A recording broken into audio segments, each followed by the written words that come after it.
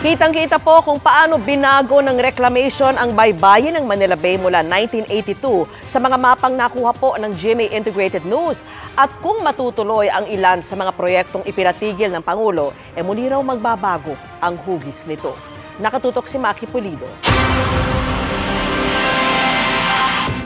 Mismong Manila Bay Sunset lang yata ang hindi nagbabago. Pero ang hangganan ng look ng Maynila nakailang pagbabago na sa pagdaan ng panahon at lalong kita yan pag binalikan ng ilang mapa nito. Ganito pa ang Manila Bay noong 1982 base sa mapang mula sa National Mapping and Resource Information Authority o NAMRIA. Noong panahong ito, natambakan at natayuan na ito ng mga gusali tulad ng PICC.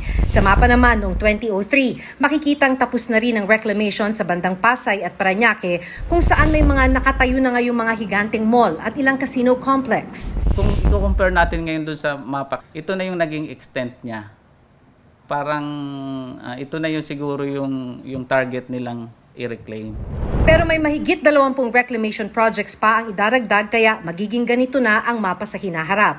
Sa mapang ito na ibinigay ng Philippine Reclamation Authority noong Pebrero, higit 300 hectares ang tatambakan sa tapat ng Roxas Boulevard kung saan natatanaw ang sikat na Manila Bay Sunset.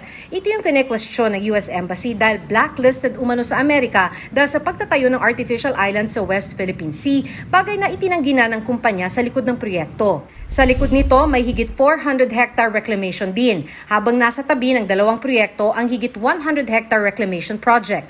Sa Pasay City, higit 600 hectares ang tatambakan. Kabilang dito ang higit 300 hectares na extension ng isang mall sa Pasay. Sa ngayon, pinatigil muna ng Pangulo para maripaso o ma-review ang mga bagong reclamation projects. Pero kung matuloy, magbabago uli ang hugis ng Manila Bay. Wala pang bagong pahayag ang Philippine Reclamation Authority o PRA, pero dati na nitong sinabi na dumaan ang mga ito sa tamang proseso. Naaprubahan daw ang mga proyekto mula 2019 hanggang 2021, panahon ni dating Pangulo Rodrigo Duterte. Pero ang ilan ay inisyatibo ng lokal na pamahalaan tulad ng Maynila. Ayaw pang magbigay ng pahayag ang City Hall pero dati nang sinabi ng kanilang tagapagsalitang si Princess Abante na gusto ito ng Manila para magkaroon ng dagdag na espasyo ang syudad. Ito rin ang isa sa mga dahilan ng City Hall ng Pasay na meron ding reclamation. Sabi ni Congressman Antonino Calixto na siyang mayor nung simula ng paghingi ng permiso para sa reclamation. Kung madaragdagan daw ang lupa ng Pasay, dodoble rin ang income ng kanilang syudad. Pakuha kami sa mga iba't ibang departamento ng Certificate of No Objections, saka dun sa DNR, hanggang makakuha kami ng notice to proceed. It take mga 6 to 7 years. Ayaw mo nang magbigay ng pahayag ang DENR. Para sa GMA Integrated News, Maki Pulido, nakatutok, 24 oras. Mga kapuso, kasama nyo kami 24 oras. Mag-subscribe sa GMA Integrated News sa YouTube.